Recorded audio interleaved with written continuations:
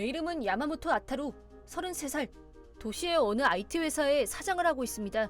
이번 봄 연세가 들어 사장직을 내려놓은 아버지를 대신해서 아들인 내가 사장직을 물려받았다고 할까. 그런 나에게 주위가 부러워할 만한 정도의 미인인 여자친구 에리카가 있습니다만 아무래도 나와 아버지를 돈줄로만 생각하는 것 같아서 상대하는데 곤란하기만 합니다. 이건 어느 날 쇼핑을 하러 나갔을 때의 일입니다. 봐, 아타루, 이것 좀 봐봐. 구찌 신상백 엄청 귀엽지 않아? 확실히 세련됐네. 잘 어울려. 있잖아, 이거 사줘. 뭐? 또 비싼 거 사는 거야? 저번에 샤넬 지갑 산 지 얼마 안 됐잖아. 하지만 이거 한정품인걸? 이때를 놓치면 못 사. 아니 그렇기는 하지만 가격을 보라고. 20만 원이라니까? 아, 남잔데 정말 짠돌이네. 사장이니까 이 정도는 아무것도 아니잖아. 그런 문제가 아니란 말이야. 우리들도 슬슬 미래에 대해 생각해야지. 지금은 비싼 거 사지 말고 돈을 모으자고. 돈을 모으자니? 당신은 사장이니까 충분히 돈을 가지고 있잖아. 뭘 망설이는 거야? 별로 망설이는 건 아니지만 많이 사도 사용하질 않잖아. 명품은 몇 개가 있어도 괜찮은 거야. 그리고 아타루같이 별로 잘생기지도 않은 남자가 나 같은 사람이랑 사귀는 것 자체가 기적이니까 말이야. 입 다물고 내 말을 들으라고. 그런 말을 하지 않아도. 나는 사실을 말한 것 뿐이야. 헤어지고 싶으면 사주지 않아도 되는데? 그게 이렇게 거지같이 말하면 분하지만 나는 에리카를 좋아합니다. 돈 씀씀이가 좋지 못하지만 밝고 같이 얘기하면 재미있는 아이입니다. 그럼 살게. 고마워, 아타루. 지갑 가져갈게. 잠깐만, 에리카! 하지만 사귀기 시작했을 때는 이렇게 노골적이지 않았으나 점점 태도를 바꾸기 시작했습니다. 지금에 와서는 미모를 이유로 나한테 비싼 걸 사달라고 하거나 비싼 걸 먹으러 가자고 하는 게 일상 다반사가 되었습니다. 그러던 어느 날 휴일에 나는 에리카와 영화를 보기로 했습니다. 조금 있으면 12시인데 전혀 올 생각이 없네. 그러고 보니 걔는 시간을 맞춰서 나온 적이 단 한 번도 없네. 나는 왜 에리카를 좋아하게 된 거지? 친구들한테도 데이트 비용을 전부 내고 비싼 명품을 사다 바치기, 그런 여자의 어디가 좋다는 거야? 하고 매일같이 듣고 있습니다. 하지만 그래도 나는 어떻게든 에리카와 헤어지는 건 확실하게 할 수 없었습니다. 식사를 하러 가도 쇼핑을 하러 가도 예쁘고 멋진 여자친구분이시네요 라는 말을 듣는 게 기뻤습니다. 하지만 그건 에리카의 속은 관계없는 거지. 나는 에리카의 겉면 말고 어디가 좋은 거지. 그렇게 자문자답한 지 1시간. 아니나 다를까 에리카는 올 생각이 없었고 늦는다는 연락조차 없었습니다. 지각은 매일같이 하기는 하지만 이렇게까지 늦은 적은 없는데. 설마 사고에 휘말린 건 아니겠지? 우선 전화를 해보자. 여보세요? 에리카 뭐해? 약속 시간 1시간 이상 지났는데 혹시 사고가 난 건 아닌가 걱정이 돼서. 아, 미안. 지금 일어났어. 뭐? 진짜 얼마나 걸릴 것 같아? 지금부터 반신욕을 하고 화장할 거니까 2시간 후나 그쯤? 아니 왜 반신욕을 하는 거야? 서둘러서 준비하면 30분 정도에 집에서 나올 수 있잖아. 아, 아타루는 아무것도 몰라. 뭐? 여자가 준비하는 데는 시간이 걸리는 거야. 예쁜 나랑 데이트하고 싶은 거잖아. 반신욕하고 셀프 마사지를 하고 얼굴 라인이랑 다리를 예쁘게 하는 거야. 아무것도 안 하고 예뻐질 리가 없잖아. 아 그래 그럼 됐어. 우선 카페에서 기다리고 있을 테니까 도착할 때쯤 연락해. 뭐? 설마 내가 거기까지 가지 않으면 안 되는 거야? 당연하지. 가뜩이나 약속 시간보다 지각해서 민폐를 끼쳤으니 네가 약속 장소까지 오라고. 지금 이 시국에? 소중한 여자친구가 지하철을 타게 할 셈이야? 아타루가 차를 보내주면 되잖아. 어차피 마스크하고 말하지 않으면 괜찮으니까 어쨌든 빨리 와주지 않을래? 있잖아, 아타루. 부탁해. 데리러 와주지 않을래? 싫어. 한 번 더 돌아오는 것도 귀찮고. 솔직히 늦잠 잔 에리카가 잘못했잖아. 뭐야? 내 탓하는 거야? 별로 아타루가 이런 식으로 말하면 오늘 데이트 자체를 안 해도 상관없는데? 뭐 그런 짓 하면 헤어지는 것밖에는 없지만. 말을 꺼내면 듣지 않는 에리카였습니다. 이렇게 되면 내가 급힐 수밖에 없었습니다. 알았어. 데리러 갈게. 역시 아타루. 너무 좋아. 반신욕이 뭔지는 모르겠지만 데리러 가기 전까지 준비는 끝내도록 해. 오케이. 장담할 수는 없지만 힘내볼게. 장담할 수 없는 거냐? 그럼 부탁해. 바이바이. 이 생활은 언제까지 계속되는 거지? 나 같은 건 돈줄이라고밖에 생각하지 않을 텐데 진짜 그냥 헤어져 버릴까?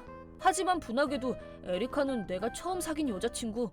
에리카하고 헤어지면 이제 여자친구는 더 이상 사귀지 못하는 게 아닐까?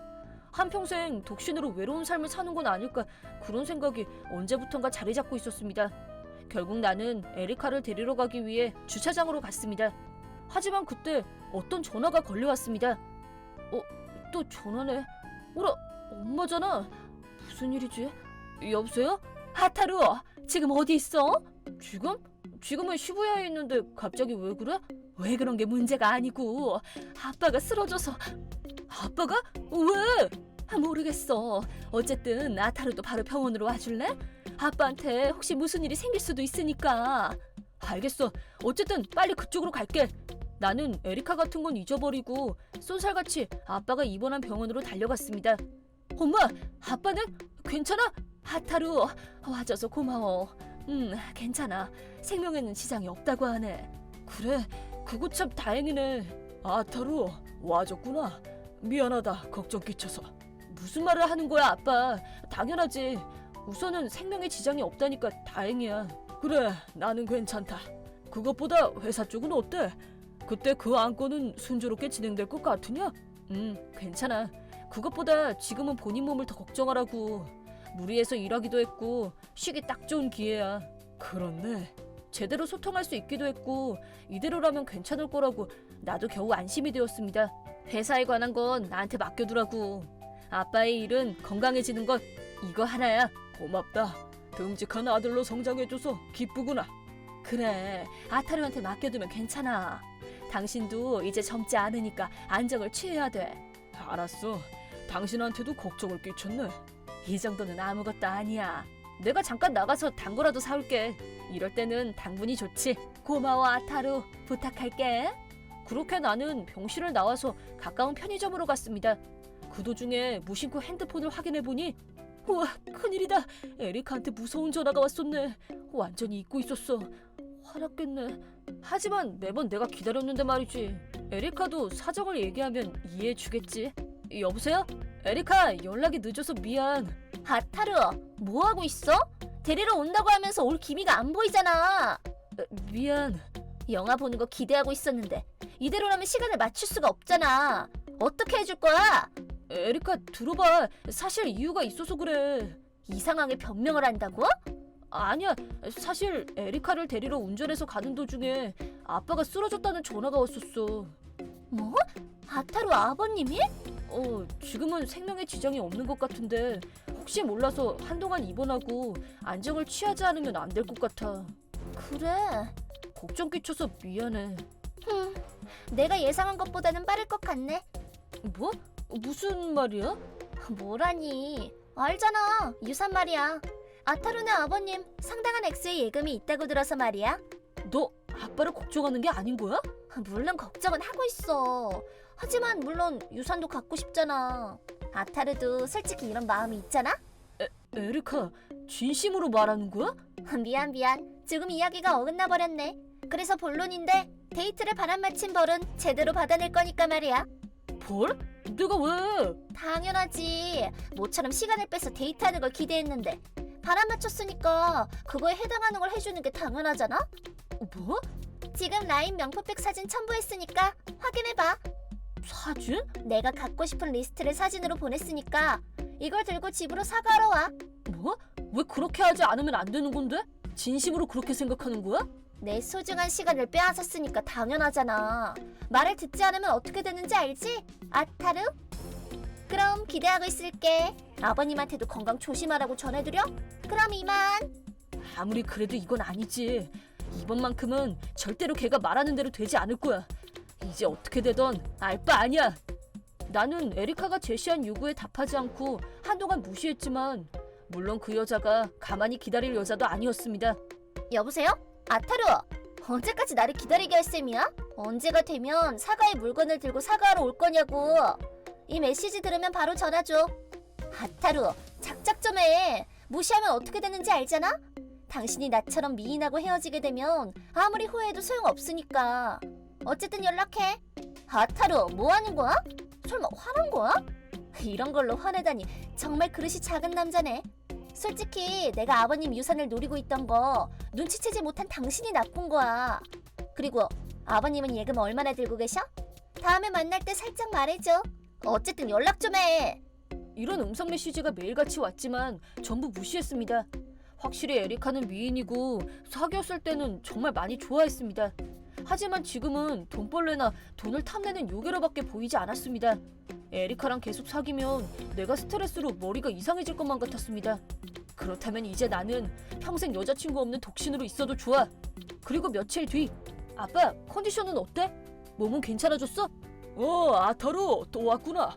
미안하구나. 순조롭게 회복되고 있단다. 이대로라면 다음 주에는 태어날 수 있을 것 같아. 그거 다행이다. 뭔가 힘이 없어 보이는데 왜 그래? 무슨 일이 있냐? 그게 사실은 지금 결혼을 전제로 사귀고 있는 사람이 있다고 했잖아. 그렇지. 에리카였나? 그래 맞아. 사실은 최근에 이런 음성 메시지가 오기 시작해서. 뭐야 이 음성 메시지는? 너무하지. 나는 그래도 에리카를 소중히 하려고 생각해서 잘 대해보려고 했어. 그런데 에리카는 내 유산을 노리고 너한테 접근했던 거지? 나도 아빠가 입원한 날에 알았어. 아빠가 입원했다고 하니까 유산을 받게 되는 건 생각보다 일찍 받게 되겠네 라고 했어. 그런 말을 하다니 사람이라고 생각되질 않네. 설마 이 여자랑 결혼하고 싶다고 말하려는 건 아니지? 물론이지. 이번 일로 에리카와는 헤어지기로 마음먹었어. 이번에 직접 만나서 헤어지자고 하려고 해. 있잖아 아타루. 이별을 구하러 갈 때 나도 같이 가도 되겠냐? 아빠도? 이 썩은 가치관을 가진 에리카한테 직접 잔소리를 하고 싶어서 말이야. 아타루와 내 마음을 짓밟는 여자에 대해서는 나도 잠자코 있을 수 없지. 아타루가 에리카를 성심을 다해 대했다는 건 잘 알고 있으니까. 아빠 고마워. 그렇지. 나 에리카한테 받은 대우를 용서할 수 없어. 지금까지 참아왔던 것들 전부 내뱉고 올 거야. 그리고 며칠 뒤 나는 아빠와 함께 에리카의 집으로 향했습니다. 네? 에리카 오랜만이야. 아타루, 연락도 안 받고 뭐 한 거야? 미안, 일이 좀 있어서. 뭐 됐어. 그래서 그때 약속한 물건은? 약속한 물건은 나려나? 뭐? 누구야 이 아저씨? 아저씨가 갑자기 쳐들어와서 미안하구나. 처음 보는구나. 나는 아타루의 아버지다. 아버님? 왜 여기에? 에리카도 아버지가 올 거라고는 생각하지 못했을 겁니다. 에리카, 아타루에게 남긴 음성 메시지는 전부 들었습니다. 뭐? 음성 메시지? 거짓말이지? 아타루, 대체 무슨 짓을 한 거야? 아무래도 자네는 내 재산을 노리고 아타루와 사귄 것 같더군. 아니, 그게... 내가 사장직을 내려놓으니 금방이라도 죽을 거라고 생각했나 보지? 그게... 이렇게 보면 알겠지만 건강해졌네. 자네의 생각대로는 되지 않을 거야. 에리카는 분함이 담긴 눈으로 나를 노려봤습니다. 원래라면 바로 사과했지만 오늘은 그렇게는 되지 않지. 에리카, 나도 너한테는 실망했어. 아빠가 쓰러졌다는데도 사람 목숨보다도 돈에 눈이 먼 여자하고는 사귈 수 없어. 나랑 헤어져줘. 짜증나. 부자지간이 뭐냐고. 돈에 눈이 먼 여자는 이 세상에 엄청 많다고. 그걸 간파하지 못한 당신들이 나쁜 거잖아. 뭐? 그리고 당신같이 못생긴 남자 순수하게 좋아한다고 생각한 거야? 당신 스스로 거울을 보기는 한 거야? 좀 더 생각하고 말하는 게 좋을 거야. 아빠도 나도 에리카의 말에 말문이 막혔습니다. 이 상황에서조차도 적반하장이라니. 지금까지는 에리카와 헤어지고 싶지 않아서 여러 가지 감정을 억눌러 왔던 나였지만 여기서 나는 참을성에 한계에 치닫고 말았습니다. 아까부터 가만히 있으려니까 이내나 적당히 해! 반대로 묻겠는데 너처럼 사람의 목숨을 소중히 하지 않고 명품하고 돈에만 눈이 먼 여자하고 사장인 내가 결혼한다고 생각한 거냐? 그렇다면 그쪽이 훨씬 압도적으로 머리가 멍청한 거지. 뭐야 갑자기? 지금까지는 내 맘대로 하게 했으면서 나를 좋아했잖아. 좋아했지. 처음에는. 에리카는 예쁘고 웃는 모습만 봐도 행복한 기분으로 가득 찼으니까. 그래, 남자는 모두 내 겉모습을 보고 좋아하더라고. 예쁜 나랑 사귀기 위해서는 돈만 가져다 바치는 게 당연하잖아. 분명히 에리카는 자신의 겉모습을 너무 칭찬받아서 내면을 갈고 닦을 필요가 없었을 겁니다. 어떻게 보면 불쌍한 여자라고 생각합니다. 에리카의 옛날 연애 얘기를 들었지만 매번 3달을 넘지 못했다고 합니다. 그 시점에서 자신의 내면에 문제가 있다고 눈치챌 만한데. 하지만 나도 에리카한테 설계하고 싶진 않습니다. 언제까지나 자신의 겉모습을 고집해서 미모의 한계가 오면 그때 처음으로 후회를 하는 게 좋겠죠. 사람은 언젠가는 늙어버리니까요. 나도 보는 눈이 없었어. 결국 너를 겉모습으로밖에 판단하지 않았던 거야. 이번 일로 뼈저리게 느꼈어. 미래에 결혼할 사람은 겉모습이 아니라 내면으로 판단해야 된다고. 좋은 경험이었어. 그것만큼은 너한테 고마워. 너같이 못생긴 남자한테 돈에 눈이 먼 여자 말고는 다가올 사람은 없을걸? 정말 머리 나쁘네. 웃겨 죽겠어. 그래도 상관없어. 너랑 계속 사귀는 것보다는 낫지. 마지막 선물로 이걸 줄게. 뭐? 설마 그때 그 명품? 아, 마지막까지 머릿속이 꽃밭이네. 네가 우리 집에 두고 간 물건들이야. 버려도 상관없지만 나중에 불만을 말하면 귀찮아지니까. 이걸로 너랑은 끝이야. 아주 속이 시원하네. 설마 정말 헤어질 셈이야? 거짓말이지? 이런 미인인 여자랑 사귀는 건 이제 없어. 나는 이제 겉모습을 고집하는 건 관뒀어. 너도 새로운 남자를 찾으면 좋겠네. 뭐, 너 같은 썩을 여자는 아무도 상대해주지 않을 것 같지만. 그럼 이만. 그렇게 나는 에리카와 헤어졌고 평온한 일상으로 돌아왔습니다. 휴일에는 자신만의 시간을 보낼 수 있었고 돈을 낭비할 것도 없었습니다. 나는 정말 에리카랑 있는 게 스트레스였구나. 헤어져서 정말 다행입니다. 나는 시원한 기분으로 새로운 생활을 시작했습니다. 그 후 에리카의 근황은 둘 다 아는 지인한테 한번 들었습니다. 에리카는 헤어진 이유를 모두 내 탓으로 돌렸다고 했고, 이 몸이 사귀어준 건데 그 못생긴 남자. 돈밖에 장점이 없는데 돈을 내는 걸 꺼려하다니. 너희들도 그런 찌찌한 남자하고는 사귀지 마. 라고 말했다고 합니다. 물론 반응은 좋지 않았습니다. 아버님의 유산을 손에 넣었으면 평생을 놀고 먹었을 텐데. 이 말로 인해 주변 친구들은 점점 에리카와 연을 끊게 되었습니다. 물론 남자가 다가오지도 않는 메일을 외롭게 보내고 있다고 합니다. 게다가 SNS에서는 정말 모두 멍청이들만 있어. 남자는 돈, 여자는 미모잖아. 예쁘게 하는데 돈이 얼마나 드는지 알기나 해? 남자도 겉모습밖에 관심 없잖아. 좋은 사람인 척하고 바보냐고 전부 죽어! 라고 하며 온갖 욕설을 퍼부어서 계정을 정지당했다고 합니다.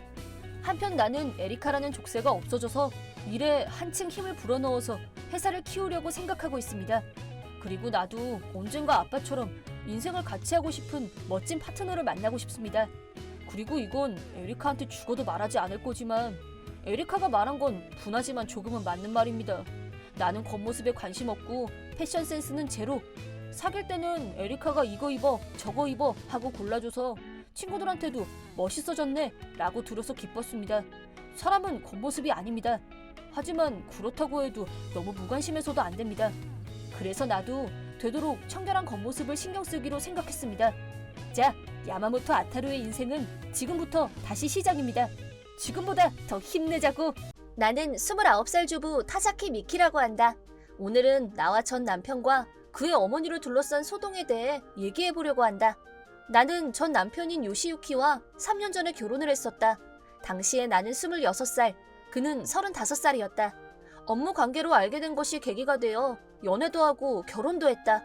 요시유키의 집안은 잘나가는 자산가였는데 모니로브 상사라고 하는 회사를 경영하는 일가인지라 그도 후계자가 될 예정이었고 그런 만큼 돈도 많았다. 그런 집안에 시집을 가게 된 나는 당연히 주위에 부러움을 샀다. 하지만 인생에 좋은 일만 생기지는 않는 법. 결혼 생활에 고부 갈등을 떼어놓을 수는 없다. 시어머니였던 이쿠에 씨는 돈 많은 집안에 어울린다고 할 만큼 엄격한 사람이었는데 그 추한 옷은 대체 뭐니? 우리 집안에 시집 온 이상 그딴 추접한 옷차림으로 외출하면 안 돼. 꽤나 고압적이고 말투도 엄격한 사람이었다. 나는 반론도 못하고 그저 고개만 끄덕이며 지낼 수밖에 없었다. 참고로 시아버지는 이미 세상을 떠나셨다. 그리고 시어머니는 항상 눈만 마주치면 그래서 애는 언제 낳니? 슬슬 생길 때쯤 되지 않았어? 그렇다.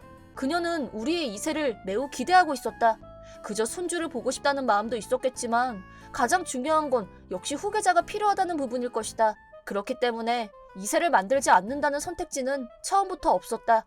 물론 나도 이세는 원하고 있었기 때문에 딱히 불만은 없었다. 하지만 아무리 시간이 지나도 아기는 생기지 않았다. 부부관계가 소원한 것도 아니고 나름 노력하고 있었는데도 말이다. 결혼한 지 반년이 지나자 점점 불안해지기 시작했다. 그래서 내키지는 않았지만 우리 부부는 불임 검사까지 받기에 이르렀다. 그리고 며칠 후 검사 결과를 들으러 갔다. 하지만 남편은 일이 너무 바쁜 탓에 나 혼자서 병원을 방문했다. 어느 정도 각오는 하고 있었지만 결과는 역시 좋지 않았다. 우울해 있는 내게 남편이 연락을 보내왔다. 당연히 검사 결과를 묻는 연락이었다. 어땠어? 어떤 결과가 나왔든 솔직하게 말해줘. 예상대로 불임이더라고. 어느 쪽이? 내 쪽이. 그렇구나. 그럼 아무리 노력해도 안 생기겠네. 그래서 어쩔 생각인데? 불임 치료인지 뭔지 그거 받을 거야? 의사가 설명을 해줬는데 나 같은 경우는 좀 어렵나 봐. 돈은 얼마나 드는데? 뭐 수백만에는 각오하는 게 좋을 거래. 그렇게는 못 내지. 그래도 우리 집안이면 그 정도는 감당할 수 있지 않아? 그렇게 돈을 들여도 될지 안 될지는 모르는 거잖아. 100% 된다는 보장은 없는 거 아니야?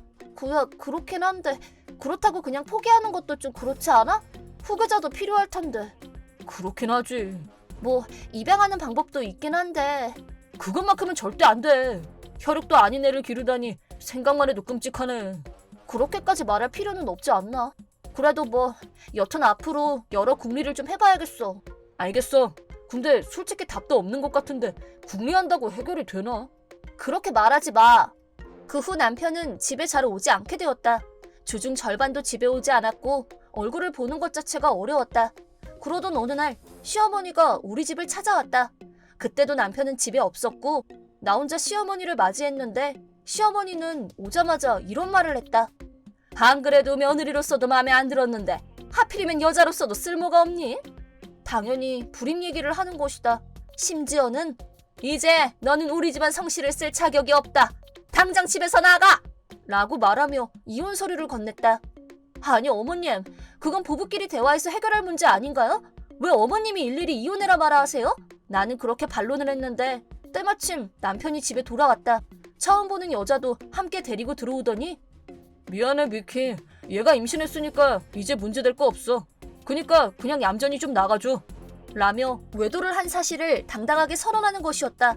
게다가 시어머니도 이제 알겠지? 이제 네가 있을 곳은 없어.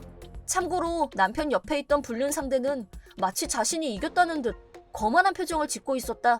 이런 상황에서 웃고 있다니 정말 사이코패스가 따로 없다. 나도 그 자리에서 정이 확 떨어진 탓에 딱히 뭐라고 안 하고 조용히 이혼을 받아들였다. 물론 쉽게 나가줄 생각은 없었다. 위자료도 확실하게 청구했다. 재판까지도 무릅쓸 각오였지만 그들은 생각보다 쉽게 돈을 주었다. 뭐 돈만 주면 끝이긴 했으니까. 그 돈으로 나는 최대한 멀리 떨어진 곳으로 이사를 갔고 새로운 직장에서 새 출발을 했다. 다행히 예전에 커리어가 있어서 나름 좋은 직장에서 괜찮은 업무를 할 수 있었다. 이혼한 지 얼마 되지는 않았지만 새로운 사랑도 찾아왔다. 그는 같은 직장 사람으로 히로시라고 하는데 나이도 동갑이다. 우수한 인재지만 극히 평범한 가정에서 자란 사람이다. 어차피 이제 재벌집은 지긋지긋하다. 그러다 몇 년 후 내 몸에 뭔가 큰 변화가 생겼는데 중요하게 할 얘기가 있는데 오늘 늦어? 조금 늦을 것 같은데 무슨 얘기길래? 원래는 직접 얘기하고 싶었는데 기다리는 것도 뭐하니까 그냥 지금 말할게. 나 임신했어. 진짜로? 응, 산부인과에서 제대로 확인받았어. 그래서 어떻게 하면 좋을까? 어떻게 하면 좋겠냐니. 낳기 싫은 거야? 아기 갖고 싶은 거 아니었어? 아니 그런 뜻이 아니라 낳고 키우는 건 당연한 건데 앞으로의 우리 관계를 말하는 거야. 아, 그거 말하는 거였구나. 그런 거라면 걱정 안 해도 돼. 결혼해주겠다는 소리야? 뭐 그렇게 할 수도 있고. 뭐야, 왜 그렇게 딱 잘라서 말을 안 해줘? 뭔가 문제라도 있어? 딱히 문제는 없는데? 그럼 확실하게 말해줘. 당신도 이미 알고 있겠지만 나는 한번 결혼에 실패해봤기 때문에 그런 태도로 나오면 불안하단 말이야. 눈치 좀 채줘. 제대로 말하고 싶어서 이렇게 라인으로 안 하려는 거잖아 지금. 어? 제대로 준비해야겠으니까 조금만 기다려줄래? 그래, 뭐 내일 밤은 어때? 응? 그렇다. 그에게 말한 대로 나는 임신을 했다. 그도 진심으로 받아주게 되어 나는 너무나도 기뻤다. 약속대로 그는 로맨틱한 분위기에서 내게 프로포즈를 해주었다. 양가 부모님께도 인사를 드리고 매우 순조롭게 일이 풀려나갔다. 몇 개월 후에는 무사히 결혼까지 꼴이 나고 신혼집도 구하고 모든 것이 완벽한 날들이 이어졌다. 하지만 어느 날 출산 휴가를 쓰고 출산을 준비하고 있는데 전 남편 요시유키로부터 연락이 왔다. 솔직히 어쩌면 연락이 오지 않을까 싶긴 했다. 그야 불임 판정을 받은 내가 임신을 했다고 하니 당연히 이상하게 생각할 테지. 야, 소문으로 들었는데 너 임신했다는 거 사실이야? 그걸 어떻게 알았대? 뭐 서로 아는 친구도 많이 겹치니까. 그래서 진짜야? 응, 진짜야. 불임 치료라도 한 거야? 그렇다고 해도 엄청 빠르네. 아니, 치료는 받은 적 없어. 그보다 애초에 치료를 받을 필요도 없었고. 뭐? 왜냐면 나는 사실 불임이 아니거든. 장난하냐 지금? 그럼 우리가 결혼했을 때 애가 안 생겼던 건 대체 뭔데? 애초에 왜 네가 불임이라고 거짓말을 한 거야? 극단적으로 말하자면 당신이랑 이혼하고 싶었으니까. 내가 불임이라고 말을 하면 쉽게 헤어질 수 있을 거라고 판단했거든. 뭐? 그리고 솔직히 없는 말을 지어낸 건 아니야. 불임인 것 자체는 사실인데 그건 내가 아니라 당신 쪽이었다고. 농담하는 거지? 농담 아니야. 의사한테 똑똑히 들었어. 선천적으로 정자가 극단적으로 적다고 하던데? 사실상 무정자증이란 말이지 뭐. 나더러 그 말을 믿으라고? 나한테 버려져서 복수하겠답시고 없는 말 지어내는 거지? 난 지금 내 친아들과 함께 잘 살고 있단 말이야. 못 믿겠으면 진단서라도 보여줄까? 볼 용기가 생기면 말해. 적당히 안 해? 절대 안 믿어 나는. 그래, 사실 불임인 건 내가 아니라 전 남편이었다. 물론 검사 결과를 받았을 때부터 나는 그 사실을 알고 있었지만 내가 왜 솔직하게 말을 안 하고 내 탓이라고 거짓말을 했냐 하면 그건 내가 그의 외도 사실을 일찍이부터 알고 있었기 때문이다. 이미 그 시점에서 나는 이혼할 것을 결심하고 있었다. 하지만 원만하게 이혼을 하려면 차라리 내가 불임이었다고 말하는 쪽이 낫겠다고 생각한 것이다. 그리고 외도를 한 전 남편을 엿먹이기 위함이기도 했다. 한번 나중에 가서 고생 좀 해보라는 의미였는데 결과가 이렇게 상상 이상으로 재밌게 될 줄이야. 요시유키가 불임이라는 말은 즉 그 불륜 상대가 낳은 아이도 10중 8구 요시유키의 자식이 아니라는 소리다. 분명 또 다른 상대가 있었던 거겠지. 애초에 여러 남자랑 몸을 섞고 다닌 그 여자는 임신하게 된 사실을 깨닫고는 가장 미래가 밝아 보이는 요시유키를 찾아가 당신의 아이라고 주장했을 것이다. 이제 와서 생각하는 거지만 참 여러 의미로 대단한 것 같다. 물론 현재는 이미 그 아이가 태어나고 한 3살쯤 되었을 것이다. 피 한 방울 안 섞인 남의 자식을 자기 자식이자 후계자로 생각하고 키워왔을 테니 충격이 컸을 것이다. 이 대화를 주고받은 후 요시유키는 더 집요하게 물어왔다. 그래서 나는 버리지 않고 보관했던 검사 결과지를 요시유키에게 보여주었다. 그 종이에는 전 남편이 불륜이라는 사실이 아주 명백하게 적혀 있으니 이보다 더 정확한 증거는 없다. 그렇게 심한 말을 들어가며 시달려왔던 나는 10년 묵은 채증이 내려가는 듯했다. 하지만 이 이야기는 이걸로 끝이 아니었다.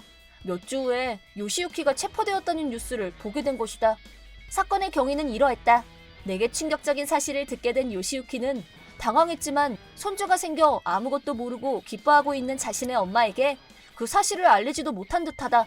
그렇게 어떻게 해야 할지도 모른 채 고민만 하고 있었다. 물론 친자 검사를 하는 게 가장 확실했지만 그렇게 하면 자신의 자식이 아니라는 사실이 더욱 명백해지기만 한다. 즉, 자신이 그 여자에게 놀아났다는 것을 증명하게 되는 꼴이다. 자존심이 센 그는 그 사실을 용납하는 것조차 불가능했던 것이다. 그렇게 계속 혼자만 끙끙 앓다가 결국 생각하는 것을 포기했다. 술에만 의존하는 생활이 계속해서 이어진 것이다. 당연히 부부 사이는 계속해서 나빠져갔고 말싸움이 끊이지 않는 가정이 되고 말았다. 그러다 사건이 터졌다. 그날은 요시유키가 평소보다 더 술에 취한 상태에서 격한 부부싸움을 벌인 듯한데 싸움이 점점 고조되어 결국 이 걸레 같은 년이 잘도 나를 속였겠다! 요시유키는 뚜껑이 열리고 말았다. 그리고는 식칼을 꺼내 들고는 절대 그냥은 안 넘어가! 그녀를 향해 휘둘렀다. 필사적으로 저항한 그녀는 어떻게든 도망치는 데에는 성공했으나 얼굴에 큰 상처가 생겼다고 한다. 그리고 그녀가 직접 경찰을 불러 일이 걷잡을 수 없이 커져버리고 말았다.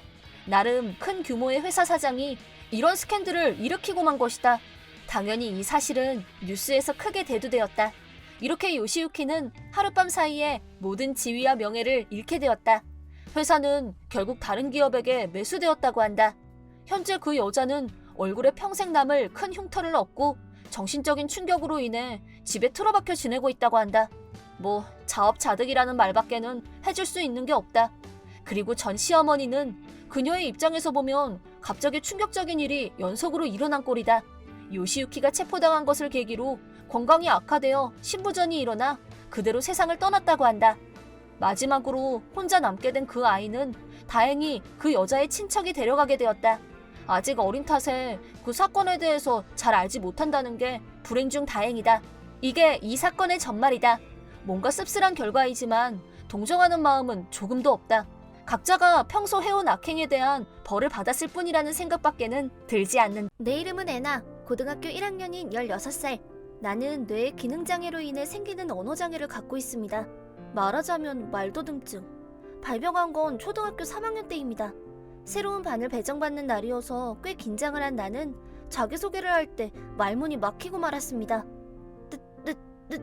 이 이름은 애나입니다.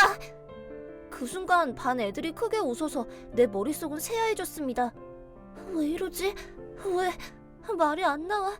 입이 안 움직여. 이제 싫어. 엄마 도와줘.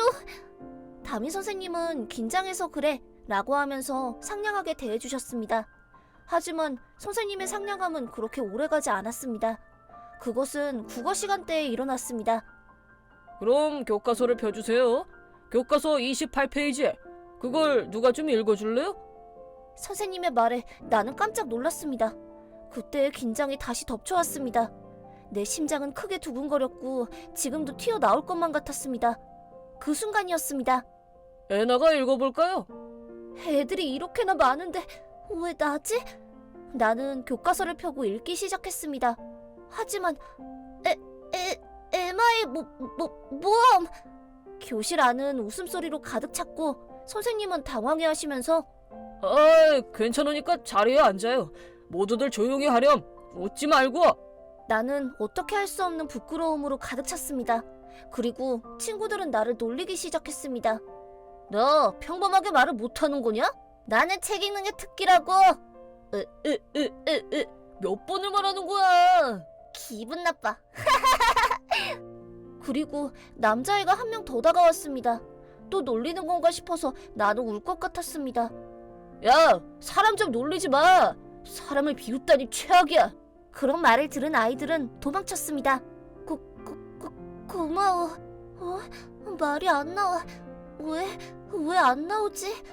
미안하다고 말하려고 했는데 말이 나오지 않았습니다. 말더듬 증상에는 기본적으로 3가지의 증상이 있습니다. 반복, 부수적 행동, 막힘. 반복은 음이나 말의 일부를 계속 반복하는 증상. 부수적 행동은 말의 일부가 늘어지는 증상. 막힘은 말을 시작할 때 막혀버리는 증상입니다. 이건 병행해서 발병할 경우도 있어서 나 같은 경우는 반복과 막힘 증상이 있었습니다. 나는 이때부터 친구들과 멀어졌고 나만의 공간에 갇혀있게 되었습니다. 그리고 혼자만의 시간을 갖기 위한 책은 꼭 있어야 했습니다. 집에서도 애나, 다녀왔어. 어서와. 배고프지? 지금 바로 밥할게. 아, 빨래 넣어줬구나. 애나 고마워. 응. 고마워. 잠깐 기다려. 오늘은 애나가 제일 좋아하는 햄버거야. 엄마는 일 때문에 늦게 들어와서 나는 빨래를 도왔습니다. 처음에는 가지런히 개지 못했지만 지금은 가지런히 갤 수 있게 되었습니다. 어린데도 엄마가 힘들구나 하고 생각하며 뭔가 할 수 있는 게 없을까 하고 생각했습니다. 그래서 청소나 밥을 지을 수 있게 되었습니다. 잘 먹겠습니다. 어때? 오늘은 치즈 햄버거로 해봤어. 맛있어. 다행이다. 그래 맞아. 수업 참관이 있지 않나? 괜찮아. 엄마는 바쁘니까. 지금 뭐라고 하는 거니? 좀 더 평범하게 말하도록 해. 설마 학교에서도 그렇게 이상하게 말하는 거 아니지? 꼴 보기 싫으니까 하지 마. 엄마한테 이런 말을 들을 거라고는 꿈에도 생각하지 못했습니다. 꽤 충격받아서 말하는 게 싫어졌습니다. 수업 참관에 오면 엄마는 어떤 얼굴을 하게 될까 나는 두려웠습니다. 그래서 나는 집에서도 방에 박혀있는 일이 많아졌습니다. 있을 곳이 없는 걸 느껴서 나는 어떻게 하면 좋을지 괴로움만 매일같이 나를 덮쳐왔습니다. 그렇게 어느 날 산수 수업이 있던 날이었습니다. 이 산수의 답을 아는 사람이 있나요? 아무도 손을 들지 않으니까. 애나야, 알겠니? 나는 말이 나오지 않았습니다. 답은 알고 있었지만 말이 막혀서 목소리가 나오지 않았습니다. 초조해야 하면 초조해할수록 말이 나오지 않았습니다. 그리고 선생님은 애나야, 알겠니? 모르겠니? 어때? 안다고요. 하지만 말이 나오지 않는 걸. 왜 그러지? 어떻게 하면 되지? 그랬더니 선생님은 갑자기 화내기 시작했습니다. 적당히 하세요. 아는지 모르는지는 확실하게 대답해 주세요. 뭐죠 그 태도는? 이제 됐습니다. 나는 성적표가 다 0점이어도 좋으니까 조용히 수업을 받고 싶었습니다. 그리고 한 달 후 엄마한테도 말을 하지 않는 게 걱정이 되었는지 나는 처음으로 엄마와 함께 병원에 갔습니다. 이때 처음 말 더듬증을 진단받았습니다. 애나, 지금까지 엄마가 눈치채지 못해서 미안해. 심한 말을 해서 정말로 미안해. 괴로웠지? 정말 미안해. 괜찮아. 사과하지 마. 애나, 말을 하려고 하지 않아도 되니까 천천히 애나의 페이스대로 하도록 해. 초조해할 필요 없어. 엄마는 잘 듣고 있으니까. 알겠어. 지금까지 계속 무서웠던 엄마가 지금은 너무 상냥해서 나는 기쁘고 기뻐서 눈물이 나왔습니다. 애나, 울지 마. 언제나 엄마가 곁에 있으니까. 무슨 일이 있으면 엄마가 구해줄게. 그러니까 안심해. 엄마 강해? 물론이지. 엄마는 누구한테도 지지 않을 거니까. 애나를 위해서라면 힘 100배, 호빵맨보다 강하니까. 만약에 애나를 비웃는 녀석이 있다면 호빵 펀치라고. 후빵 먹고 싶어. 배가 고파. 아, 그래. 아까 사둔 호빵이 있었어. 그걸로는 부족할 테니까 오믈렛 만들어서 코코아랑 같이 먹을까? 나는 코코아 만들래. 그럼 엄마는 오믈렛?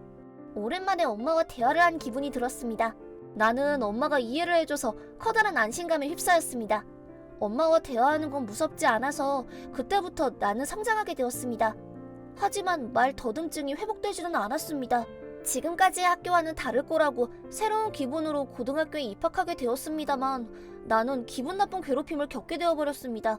주범은 같은 반의 미키오. 초등학교 때부터 혼자만의 시간을 보내기 위해서 나는 책을 읽기 시작했습니다. 그건 중학생이 돼서도 똑같았습니다.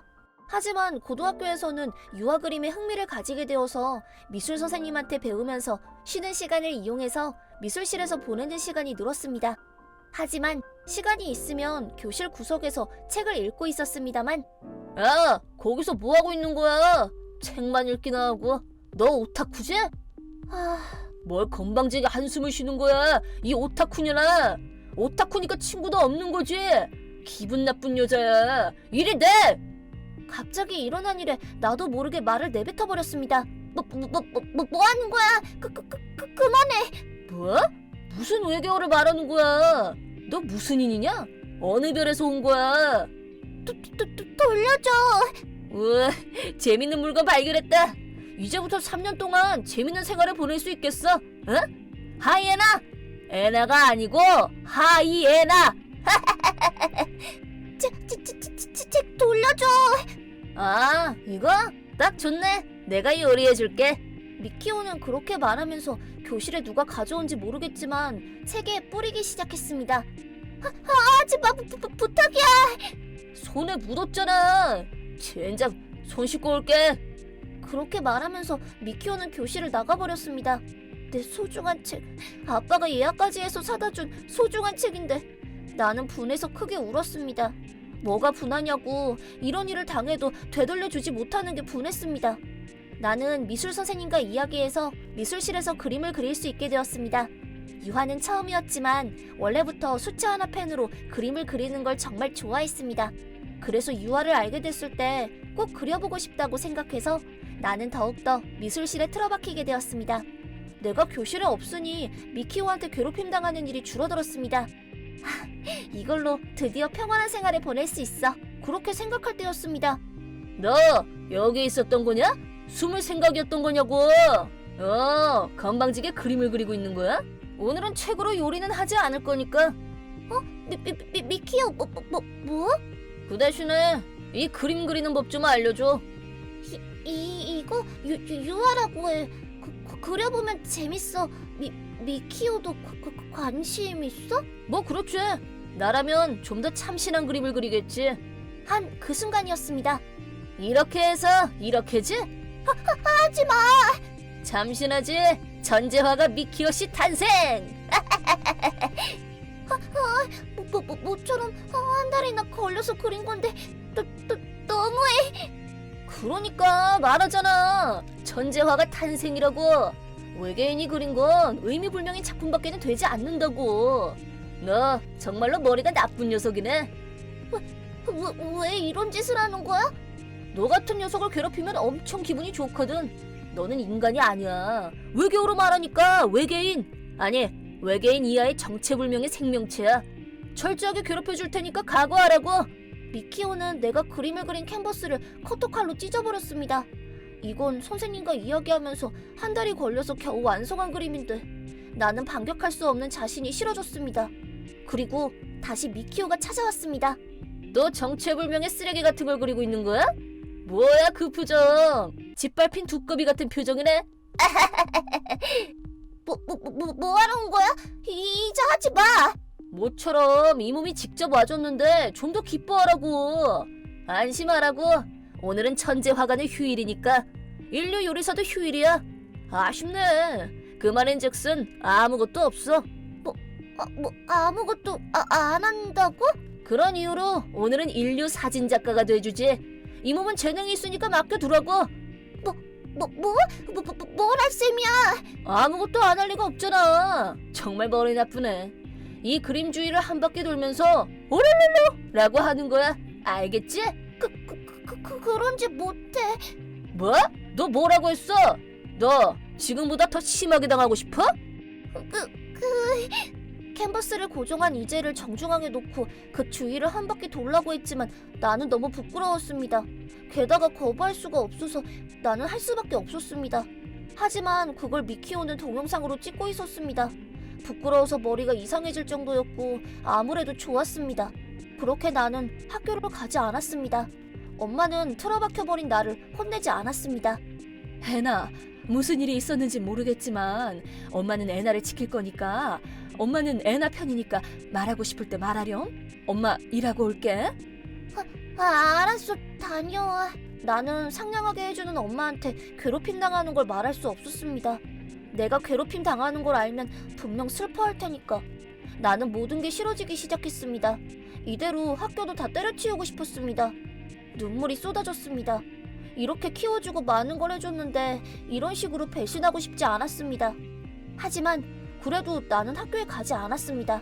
그리고 학교에 가지 않게 된 지 일주일이 지났을 때 현관 벨소리가 울렸습니다. 누구지? 택배? 우편물? 나는 현관문을 열었습니다. 그랬더니 거기에는 미키오가 서 있었습니다. 나는 당황해하며 현관문을 닫으려고 했지만 발에 막혀서 최악의 상태에 빠지고 말았습니다. 야, 하이에나의 애나, 뭐하고 있는 거야? 네가 학교를 안 오니까 재미가 없잖아. 역시 괴롭힐 상대 없으면 말이지. 돌아가! 야, 이 몸이 직접 찾아와 줬더니 그런 식으로 말하면 안 되지. 내가 말했지? 철저하게 괴롭혀주겠다고. 놓칠 리가 없잖아. 잘 봐. 오늘은 선물을 들고 온 거라고. 이거다. 거기에는 저번에 미술실에서 하이에나처럼 행동한 동영상이 업로드돼 있었습니다. 좋은 영상이지? 이거 정말 최고 걸작이야. 상 탈 수 있는 거 아니야? 내 얼굴은 창백해졌습니다. 이런 부끄러운 영상을 업로드당했고 이제 이 세상이 끝났다고 생각했습니다. 나는 눈물이 넘쳐 흘러서 멈추지 않았습니다. 울고 있는 나를 보며 만족했는지 미키오는 깔깔거리며 집으로 돌아갔습니다. 그리고 나는 완벽하게 틀어박히게 되었습니다. 애나, 왜 그래? 왜 나오질 않는 거니? 배고프지? 무슨 일이 있었던 거니? 나는 말할 기력조차 잃어버렸습니다. 그리고 미키오는 매일같이 집에 찾아왔지만 나는 몸을 떨면서 귀를 막았습니다. 그리고 주말에 또 현관문에 벨소리가 울려서 나는 전기가 온 것처럼 충격에 휩싸였습니다. 싫어! 이제 나한테 아무도 상관하지 마! 애나, 친구가 왔는데 우락부락하게 생긴 남자인데 만나고 싶다고 하네? 그때였습니다. 내 안에 무언가가 끊어져 버렸습니다. 엄마는 아무것도 몰라. 내가 만나기 싫은데 무리한 요구만 하고 왜 괴롭히는 거야? 엄마는 나를 몰라. 내가 필사적으로 엄마한테 소리를 치고 있을 때 문 너머로 남자 목소리가 들렸습니다. 야, 애나, 거기 있지? 미키오 목소리가 아니야. 게다가 집에 들어왔고 나는 방문을 열었습니다.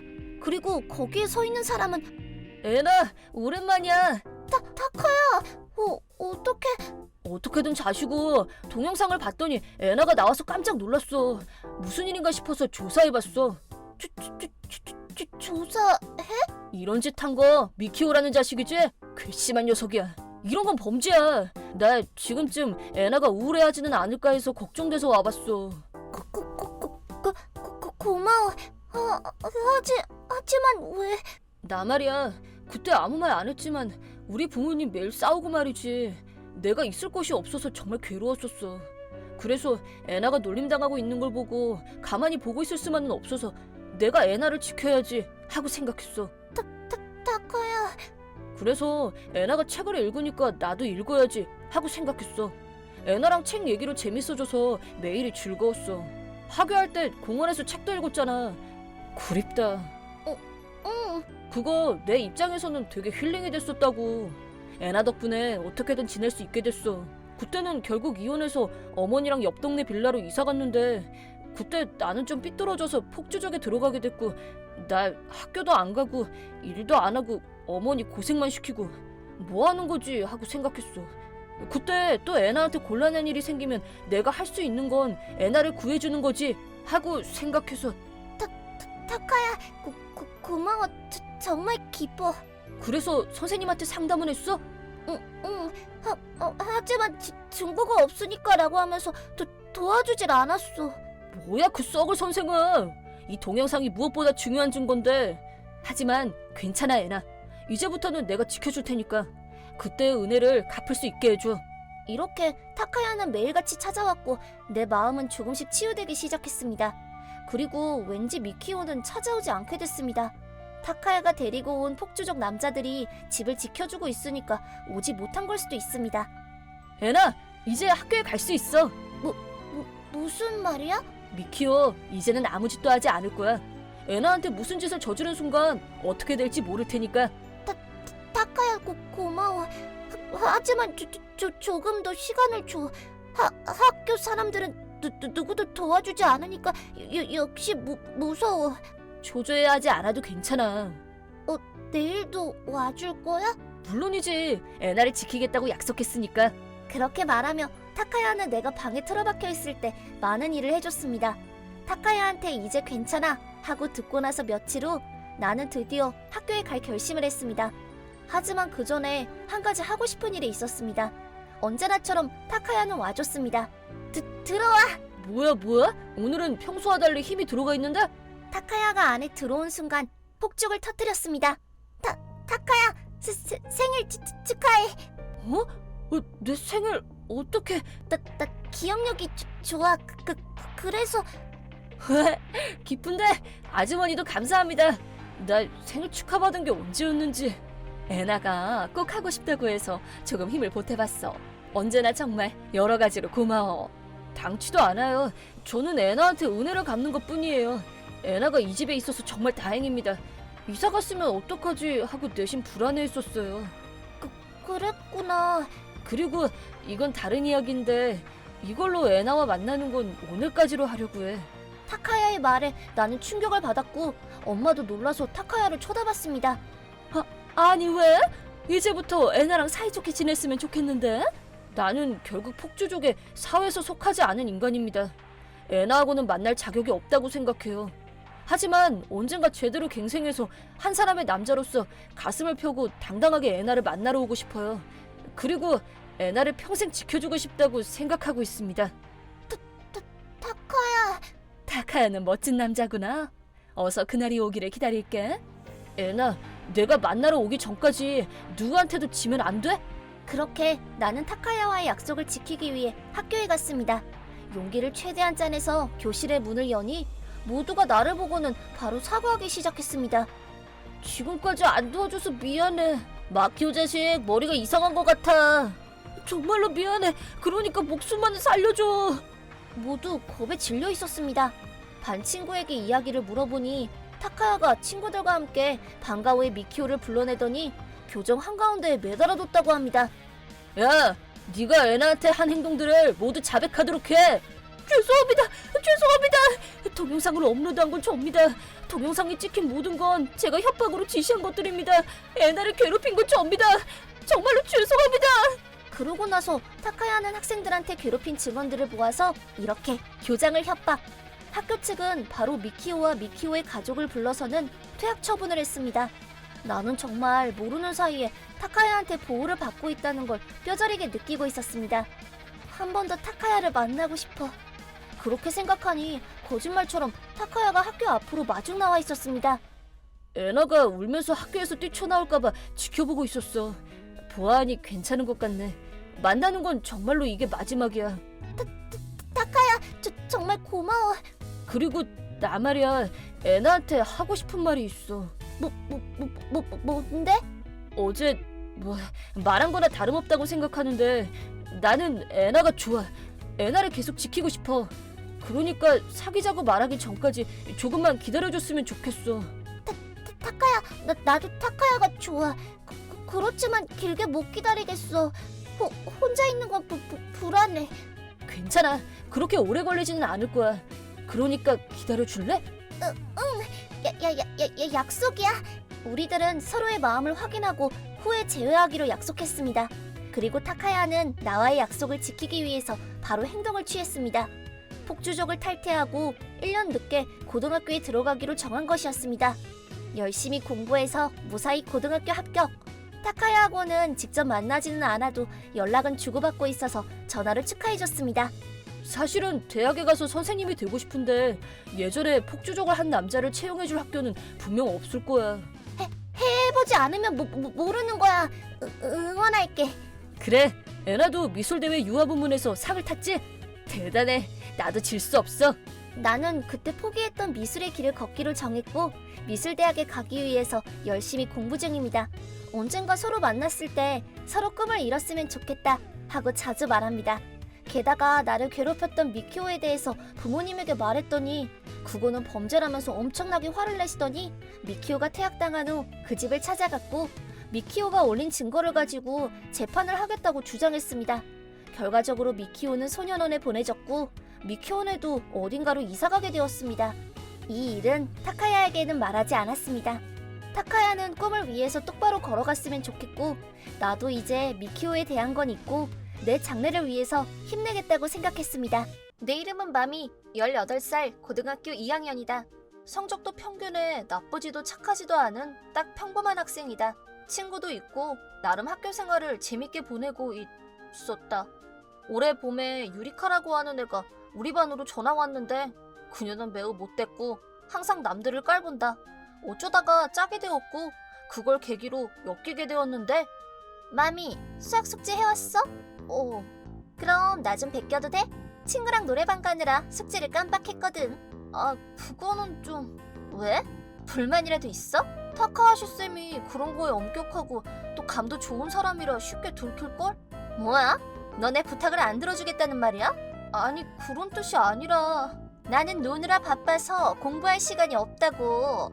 근데 다음 달부터 시험 기간이잖아. 그래, 어제 시험범위 막 발표된 참이잖아. 너도 슬슬 준비해야 되지 않을까? 아, 진짜 말 맞네. 찐따 주제 왜 자꾸 기어올라? 나대지 말란 말이야.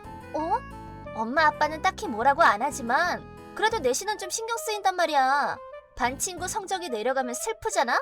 그럼 지가 알아서 하던가. 야, 그렇게 입 꼭 닫고 있지 말고 노트나 보여줘. 안 돼. 수업 시작하기 전에 예습해야 된단 말이야. 괜찮아. 오늘은 우리한테 질문 안 한다니까. 걱정하지 마.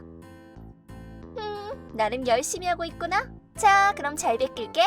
나는 딱 잘라 말할 수 있는 성격이 아니라 주변에서 어른스러운 애라는 말을 자주 들었다. 아마 그것이 빌미가 되어 유리카한테 찍힌 것이 아닌가 싶었다. 숙제뿐만이 아니라 시험 볼 때 컨닝도 강요해서 선생님한테 혼나는 일도 있었다. 빨리 졸업해서 유리카가 없는 대학에서 마음껏 공부하고 싶다. 그런 바람이 매일같이 이어졌다. 몇 달 후, 얘들아 들어봐. 얘 2학년 4반 사토 좋아한대. 하지마 유리카. 뭐 어때? 어차피 나중에 가서 고백할 생각이었잖아. 아니라고. 내가 이래봬도 또 사랑의 큐피트거든? 나름 연애 경험도 있어서 여러 가지 전수해줄 수 있다니까? 거짓말. 너 지금 나 놀리고 있는 거잖아. 와, 갑자기 피해망상 뭐야 이거? 같은 반 친구의 호의를 이런 식으로 대하다니 너무하네. 애초에 난 사토라는 애 잘 알지도 못해. 왜 몰라? 얼마 전에 담임이 떠넘긴 서류를 복도에 떨어뜨렸을 때 괜찮냐면서 도와줬었잖아. 네가 그걸 어떻게 알아? 우연히 친구가 봐서 나한테 알려줬으니까? 나는 그냥 고맙다는 말을 전했을 뿐이고 그 후로 한 번도 얘기 안 했어. 감칠 필요 없다니까. 진짜라고. 안 좋아한다니까. 유리카 부탁이야. 더 이상 이상한 소문 퍼뜨리지 마. 예, 그러셔요. 큰맘 먹고 응원해주려고 했더니만 뭐 어차피 걔도 너 같은 여자는 안 좋아할걸? 사토는 축구부 에이스 공격수이기도 하고 굳이 고르자면 내가 더 잘 어울리겠지? 그럴 거면 처음부터 쓸데없는 말 안 해도 됐을 것 가지고. 안 들려? 더 크게 말해줘. 우리 못쏠 맘이야?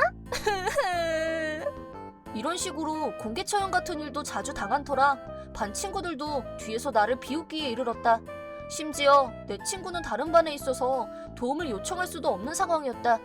우리 반에는 유리카의 패거리가 거의 절반이었고 나머지 절반은 나에 대해 신경도 안 쓰는 애들이라 본체 만체했다. 왜 내가 이런 일을 당해야만 하는 거야? 1년 후 3학년이 되었을 때 또다시 유리카와 같은 반이 되고 말았고 괴롭힘은 멈추지 않았다. 그나마 친했던 친구들도 유리카에게 선동당한 건지 점점 나와 거리를 두게 되었다. 결국 졸업할 때까지 학교에서 내가 마음 붙일 곳은 없었다. 10년 후. 타츠키, 잠깐만. 어? 자, 도시락 까먹고 가면 안 되지? 아, 하마터면 그냥 갈 뻔했네. 당신은 가끔 그렇게 덤벙대는 면이 있더라? 아유, 왜 놀리고 그래. 일도 중요하겠지만 건강도 좀 챙겨줬으면 좋겠어. 그러라고 매일 영양 만점 도시락을 만들어주는 거잖아? 매번 고마워, 마미. 오늘은 일찍 올 수 있겠어? 오후에 큰 회의가 하나 있긴 한데 그것만 끝나면 돌아올 수 있을 것 같아. 다행이네. 오늘은 당연히 알지. 사랑하는 내 새끼 생일이잖아. 오면서 케이크도 하나 사올게. 고마워. 잘 다녀와. 나는 살던 동네를 떠나 도쿄에 있는 대학을 졸업해 한 중소기업에 들어갔다. 그리고 그곳에서 타츠키라고 하는 3살 연상의 선배를 만나 사귀게 되었다. 2년 전에 결혼하고 작년에 아들 렌을 낳았다. 회사 규정에 따라 아이가 3살이 될 때까지는 육아휴직을 받을 수 있기 때문에 지금은 집에서 육아에 전념하고 있다.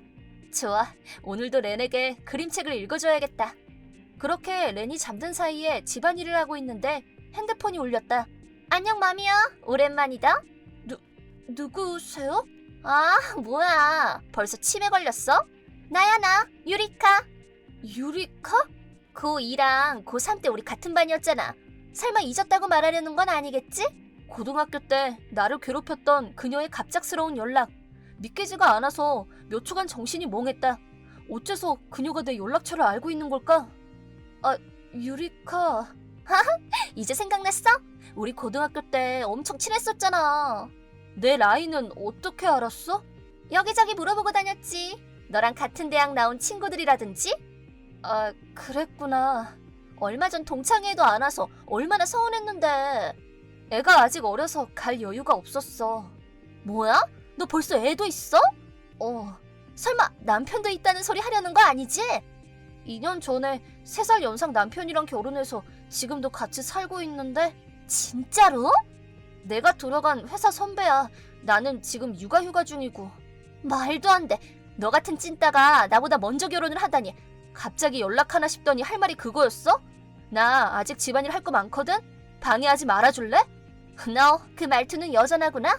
난 네가 얼마나 비참한 인생을 사는지 궁금했던 거라고. 미안하네. 네 기대에 미치지 못해서. 난 10년 전에 겪은 일 안 잊었어. 뭐? 너 때문에 친구도 다 잃고 사토한테까지 민폐 끼쳤었잖아. 뭐라는 거야? 아직도 물고 늘어지네. 극혐. 힘든 과거를 겨우 잊고 도쿄로 올라온 건데 여기에도 네 친구가 있었다니 참 놀랍네. 뭐 나는 카나가와에 있는 대학에 진학했으니까 도쿄는 금방 가지? 그렇구나. 네가 결혼하고 애까지 있는 줄은 몰랐지만 안 봐도 남편도 너처럼 찐따 같은 놈이겠지? 아무것도 모르는 주제에 남편 욕까지는 하지 말지? 어머, 빡쳤어? 미안해. 용건 없으면 난 간다. 바쁘거든. 노잼인 건 여전하네. 애 깼으니까 갈게. 야, 잠깐만 마미! 나를 놀리려는 의도로 가득한 메시지에 나는 화가 치밀어 올랐다. 언제까지 옛날 얘기를 하는 거지? 물론 그녀 때문에 학창시절이 엉망진창이었던 건 사실이다. 나를 완전히 고립시켰으니 내게는 너무나 아픈 과거다. 하지만 지금은 남편과 아들이 수백 배는 더 소중하다. 내가 먼저 연락하지 않는 이상 괜찮겠지. 그날은 아들의 생일이기도 해서 저녁 준비 등을 하느라 분주했다. 너무나도 바쁜 탓에 그녀의 계정을 차단하는 것도 깜빡 잊고 눈 깜짝할 사이에 몇 시간이 흘렀다. 마미, 대박 뉴스가 있단다. 일단 이 사진 좀 볼래? 어때? 엄청 사이 좋아 보이지? 어? 뭐야 이거? 이제야 답장하네. 야, 친구 연락은 5분 내로 답장해주는 게 인지상정이지. 우리가 언제 그렇게 친한 사이였는데? 우리는 동창이잖아. 그럼 친구나 다를 게 없지 뭐. 난 단 한 번도 그렇게 생각한 적이 없는데? 그런 태도를 보일 수 있는 것도 지금뿐이야. 아까 내가 보낸 사진을 보고도 아무 생각도 안 들었어? 네가 남자랑 같이 있던 사진? 그래, 그 상대가 누군지는 당연히 알지? 그렇게 갑자기 보내면 당황스럽지. 하긴 그렇겠지. 네 남편을 내가 빼앗은 거니까. 남편? 이 사람 지금 실시간으로 내 옆에 누워있어. 응? 실은 나 네 뒷조사를 좀 해봤거든? 무슨 스토커도 아니고. 말이 심하네. 그냥 살짝 알아봤을 뿐이라고. 그러셔? 네 남편 생각보다 잘생겼더라? 찐따 주제 이런 남자를 잘도 만났네? 고등학교 때 모습만 기억하니까 그런 말 할 수 있는 건지는 모르겠는데 난 대학교 들어가고 나서는 꾸미는 데에도 많이 신경 쓰고 있어. 어차피 옷도 패션센터 모니무라 같은 촌스러운 곳에서나 사 입겠지 뭐. 알아서 생각하면 되겠네 그럼. 미안해. 네 남편이 내 타입이길래 나도 모르게 건드렸네? 이 남자가 내 남편이야? 당연하지. 웬 엉뚱한 소리를? 오늘 삿포로로 출장 갔을 텐데. 나랑 놀기 위해 거짓말한 거겠지. 멍청한 건 여전하구나. 그럼 넌 지금 남의 남편을 뺏은 거네?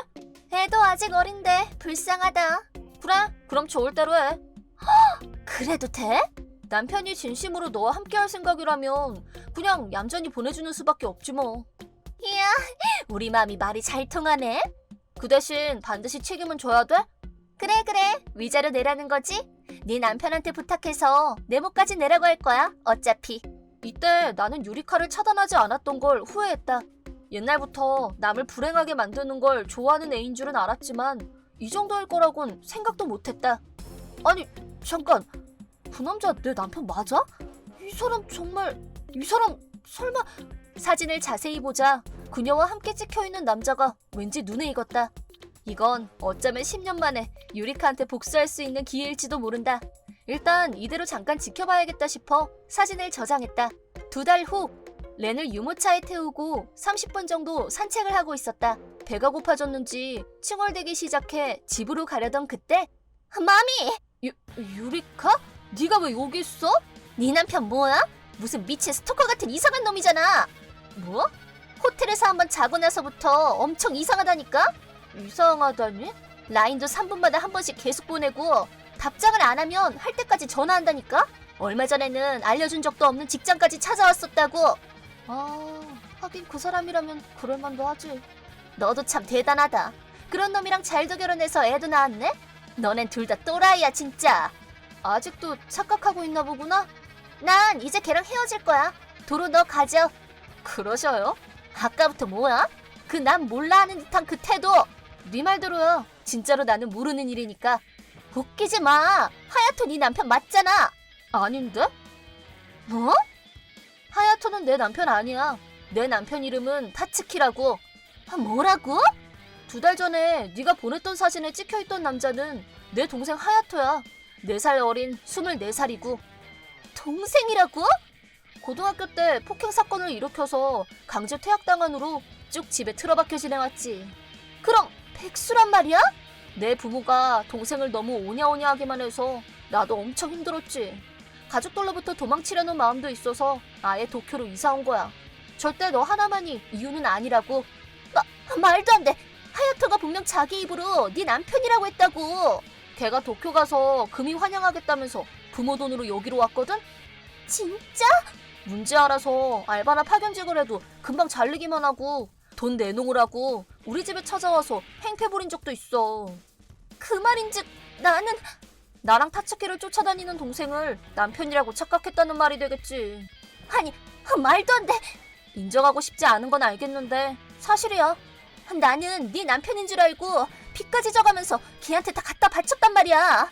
아이고, 그런 짓까지 했구나. 남일처럼 말하지 말라고. 남일이지 뭐야 그럼? 네가 네 멋대로 벌인 일이잖아. 하야토는 완전히 나를 돈줄로 생각하고 있는 것 같단 말이야. 요새 돈 좀 더 내놓으라고 엄청 귀찮게 굴어. 지 누나 나 괴롭히려고 하다가 갑자기 네가 굴러들어와서 횡재다 싶어서 타켓을 바꿨나 보네. 어떻게 좀 해봐. 진짜 미치겠다고. 그렇다. 사진에 찍혀있던 남자는 내 남편이 아니었다. 하야토는 초등학교 때부터 자주 문제를 일으켰고 누나인 나도 하야토 때문에 골치 썩는 일이 많았다. 적어도 고등학교에서만큼은 평화롭게 지내고 싶었는데 유리카에게 괴롭힘까지 당한 탓에 2번 다시 고향으로는 돌아오지 않을 각오로 집을 나오게 되었다. 게다가 동생은 다 컸음에도 제대로 일해본 경험조차 없다. 부모님도 원체 오냐오냐 하기만 하는 성격이니 상경도 허락한 거겠지. 유리카, 남의 남편을 빼앗으려고 하니까 그렇게 되는 거 아니야. 시끄러. 네 주제에 어디 혼수질이야? 나는 대학에서 공부 열심히 해서 내 힘으로 취직까지 했어. 그리고 회사에서 남편을 만나 겨우 행복한 시기가 찾아온 거라고. 어차피 얼굴만 보고 골랐을 거 아니야. 너한테만큼은 그런 소리 듣고 싶지 않거든? 중소기업이라고는 해도 실적도 쭉 오르는 중이고 일하기도 편한 환경이야. 육아휴직이 끝나면 다시 정직원으로 복귀할 생각이고. 왜 너만 잘 나가는 거냐고. 그럼 너도 하야토랑 결혼해서 행복을 찾으면 되겠네. 싫거든? 그딴 식으로 집착하는 미친 예비범죄자 같은 놈이랑 심지어 일도 안 하는 백수라니. 완전 똥 밟은 거잖아. 스토킹이 너무 심하다 싶으면 경찰에 신고라도 해. 나한테 동생을 떠넘길 생각인가 봐? 딱히 그런 건 아닌데? 걔 때문에 직장도 잘리게 생겼어. 책임져. 우리 다음 달 말에 이사가. 뭐? 남편이 인사 발령 나서 규슈로 가. 도쿄와는 꽤 거리가 있는 곳으로. 나는 어떻게 하라고? 네 일은 네가 알아서 해야지 뭐. 너 혼자만 튀냐? 이 찐따 같은 년아. 2번 다시 만날 일은 없겠지만 잘 지내. 안녕 유리카. 야! 이 미친년아! 유리카가 내게 덤벼들려고 한 그 순간 마침 지나가던 배달원이 구해주셨다. 그녀는 근처 파출소로 끌려가 경고 처분을 받게 되었다. 그 후 동생의 스토킹 행위는 날이 갈수록 심해져갔고 다시 한번 직장으로 쳐들어가 그녀에게 결혼하자고 협박하다가 신고를 받고 온 경찰에게 체포되었다. 유리카는 회사에 피해를 끼칠지도 모른다는 이유로 권고퇴직을 당하게 되었다. 이사 하루 전에 길에서 초췌해진 그녀를 우연히 보게 되었는데 아마 인생이 잘 안 풀리고 있는 듯하다. 이사 후 드디어 좀 정리됐네. 가구랑 가전 설치도 다 끝났어. 랜도 아직 어린데 힘들었겠네? 아유 착해라. 이제 이웃분들한테 인사 좀 해야겠어. 하카타 사람들이 좋아하는 과자가 뭐가 있을까? 그러고 보니까 우린 규수 자체가 처음이었지? 여기서 일 좀 적응하고 나면 여행 삼아 좀 돌아볼까? 좋네. 어린애들도 즐길 만한 관광지가 있으면 좋겠다. 그리고 맛있는 밥도. 타츠키답네. 부모에게도 완전히 절연을 선언해 드디어 우리 가정에는 평화가 찾아왔다. 아들도 금방 적응해서 정말 다행이다. 회사 후쿠오카 지점의 건물에는 어린이집이 있다고 들어 직장에 복귀한 후로도 안심하고 일할 수 있을 것 같다. 가족들의 미소를 지켜주기 위해 아내 그리고 엄마로서 열심히 해나가야겠다. 나는 24살 스기모토 유리라고 한다. 대학 졸업 후 이 회사에 들어왔는데 한 상사에게 제대로 찍혀 매일같이 부당한 괴롭힘을 받고 있다. 유리씨, A4 용지 다 떨어졌으니까 좀 사와. 그건 당연히 회사 경비겠죠? 뭐? 그런 건 자기 돈으로 사는 게 상식이지. 낙하산으로 들어왔다는 사람이 그런 것도 몰라? 부모가 대체 누군지 낯짝 좀 봤으면 좋겠네 정말. 그녀는 44살의 계장 미시마 토미코시다. 실제로 우리 아빠는 이 회사를 잘 알고 있어서 오래된 튼튼한 회사야. 사장님도 참 좋은 분이고 라고 말하는 것을 듣고 입사를 결정한 건 사실이다. 근데 토미코는 마치 내가 아빠 백으로 입사한 거라고 착각을 하고 있어. 뭐만 하면 낙하산이라고 말한다. 나 때는 엄청 어려운 입사 시험까지 치르고 겨우 들어오고 그랬어. 아니, 나도 입사 시험 치르고 들어온 거거든? 인사팀에서는 회사 규모가 커진 만큼 지금이 더 들어오기 어렵다고까지 했다고. 이래서 내가 낙하산 입사를 싫어해. 왜 나는 하필 이런 인간이 있는 부서에 들어가게 됐을까? 비품을 자비로 사야 하는 것도 일상 다반사였고 그것에 불만이라도 표하면 엄청나게 화를 내더니 이제는 무서워서 찍소리도 못한다. 당연히 정시퇴근은 꿈도 못 꾸고 내 동기들 중에서는 내 업무량이 가장 많다. 그럼에도 어떻게든 이악 물고 열심히 버텨왔지만 어머, 아직 여유가 있나 봐.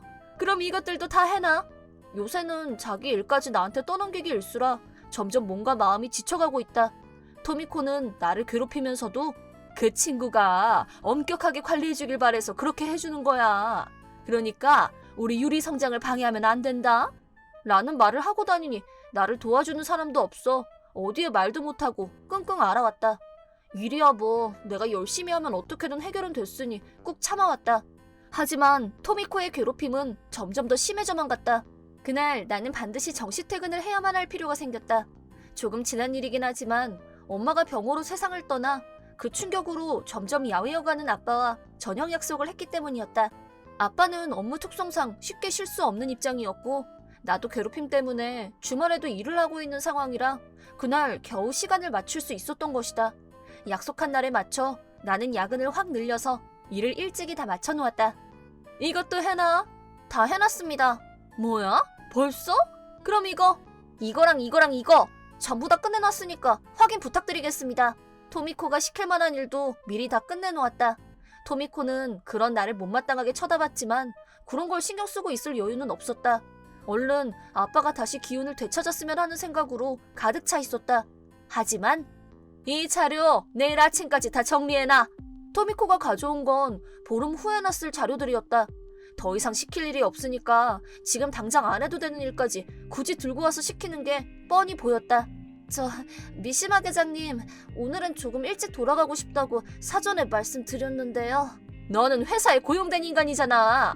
그런데 개인적인 일을 우선시하다니 그게 어떻게 된 일이지? 하지만 해야 될 일들은 이미 다 끝내놓았어요. 지금 눈앞에 이 일거리 안 보여? 보름 후에 쓸 자료들인데 내일 이후에 해도 괜찮지 않나요? 낙하산 타고 들어온 주제 어딜 따박따박 말대꾸를 하고 있어? 하지만 오늘은 꼭 가야만 하는 이유가 있습니다. 부탁드릴게요. 내일부터 다시 열심히 할 테니까 오늘만 좀 가게 해주세요. 그럼 네가 신청해둔 연차도 취소해버린다. 네? 연차를 신청한 날은 저희 어머니 기일이라 제사가 있어요.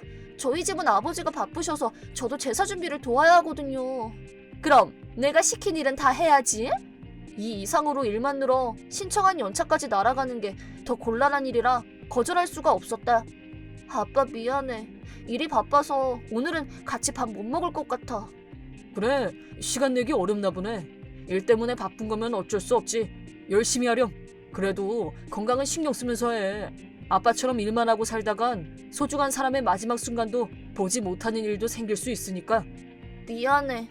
더 열심히 일해서 일 빨리빨리 끝낼 수 있게 할 테니까 다음에 꼭 같이 밥 먹자. 그래, 기대할게. 아빠 자신도 아직 마음을 추스르지 못했는데 아버지로서 자식의 등을 다독이며 위로해주는 것이 너무 마음이 아파서 눈물이 나왔다. 그날도 나는 혼자 사무실에 남아 자료를 작성하고 있었다. 끝났을 무렵에는 막차 끊길까 말까 한 시간. 이것도 다 연차를 쓰기 위함이다. 하지만 토미코는 여기서 그치지 않았다. 이 프레젠테이션 자료도 오늘 중으로 해놔. 네? 정시까지 30분 남았는데요? 당연히 정시까지 끝내지 못하는 건 네 능력 부족이니까 야근 수당은 없어. 그런 게 어딨어요? 아, 그리고 커피 좀 사와. 편의점 커피 말고 내가 좋아하는 카페 걸로. 회사에서 멀잖아요. 여기를 지금 다녀오라는 건가요? 아직 이 자료 시작도 못했는데요? 아, 이거 커피가 없으면 연차 승인 못 해주겠는데? 프레젠테이션 자료 만들어주면 연차 쓰는 것도 긍정적으로 생각해주려고 했는데. 알겠다고요. 다녀와. 30분 걸려 카페로 가서 커피를 샀다. 어차피 돈도 안 내주겠지만 일단 증거로서 영수증은 남겨두었다. 그러다 토미코에게 연락이 오더니 유리씨, 아직 카페야? 네, 방금 막 커피를 받았어요. 근처 백화점에서 상품권 좀 사다 줘. 상품권을 어디다 쓰시게요? 거래처 파티에서 하는 게임 대회 경품으로 가져갈 거야. 3만엔분 정도면 될 거야. 3만엔이요? 안 돼요. 반항하는 거야? 지금 3만엔씩은 없어요. 돈 뽑아오면 되잖아. 하다못해 이건 경비 처리되는 거 맞죠? 너 연차 필요한 거 아니었어? 그거랑 이건 다르죠. 어머니 제사 못 가도 된다 이거지? 그건 어머 불효녀네. 어머니가 불쌍하시다. 알겠습니다. 상품권 사서 돌아갈게요. 당연히 그래야지. 낙하산 주제. 서둘러 회사로 돌아갔지만 이미 토미코는 집에 간 후였다. 네가 너무 늦으니까 먼저 간다. 커피는 너 마셔. 어차피 네 돈으로 산 거니까. 상품권은 내일 나한테 직접 주고 자료도 다 정리해놔. 책상에는 아까보다 더 많은 일거리가 놓여 있었다. 거의 다 토미코가 타 부서에서 받아온 일들로 내가 해봐야 성과는 전부 그녀가 가져갈 게 뻔한 일들이었다. 아빠, 일이라는 게 원래 이렇게 힘든 거야?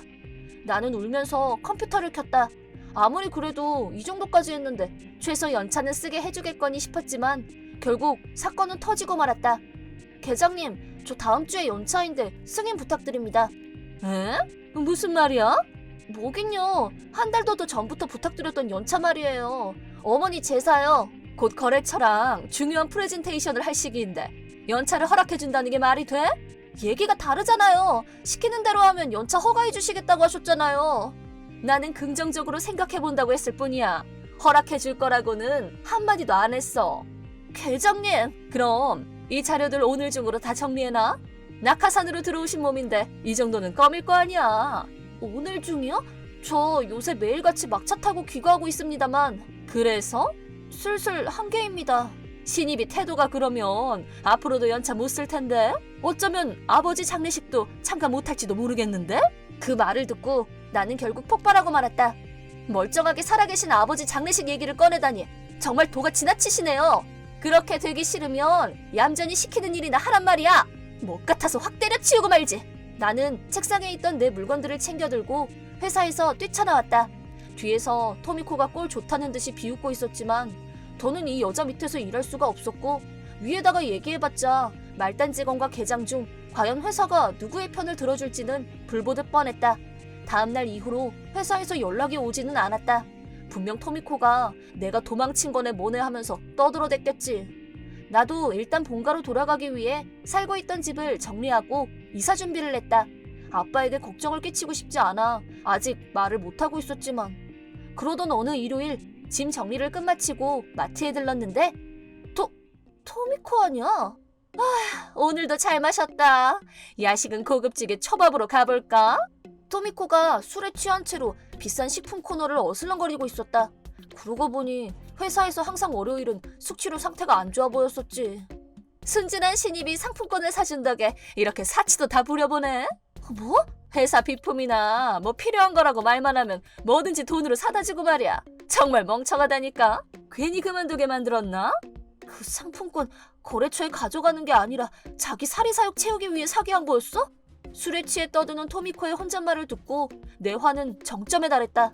제사 때문에 내려고 했던 연차를 약점으로 잡고 수당 없는 야근을 강요한 데다가 자기가 쓸 상품권까지 사게 만들다니 기가 차서. 하지만 나는 퇴사한 몸이다. 이제 와서 할 수 있는 것도 없어. 나는 그 자리에서 벗어났다. 아빠! 유리, 너 왜 그래? 아빠, 나 진짜 못 살겠어. 나는 현관 앞에서 울면서 아빠에게 회사에서 있었던 일을 전부 털어놓았다. 감정이 터져 나온 탓에 아빠에게 걱정을 끼칠지도 모른다는 생각은 할 겨를도 없었다. 아빠가 추천해준 회사인데 난 그런 곳에서 일 못하겠어. 미안해.